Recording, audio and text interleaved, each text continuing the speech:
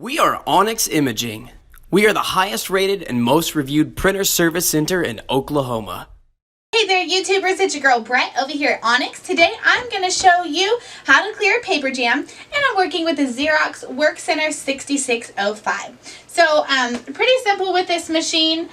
Most definitely I always like to take my trays out just to look and make sure to kind of see where the jam is. Most of the time the jam on this one would be in the back. So go ahead and put your tray back in. Then right here it has an arrow that faces down.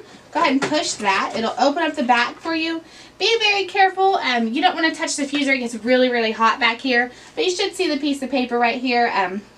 Go ahead and grab it gently and slowly pull the paper out. You never want to pull fast or yank really hard because it could cause a piece of paper to get stuck in there, causing more jams, or it could damage a sensor, which in result would cause more jams. So if it's not there, then it would be right here, so you can go ahead and just gently pull it up and out from the feeder part right here. If you guys are in need of any supplies or quotes, give your girl Brett a call and have a great Thank you for watching.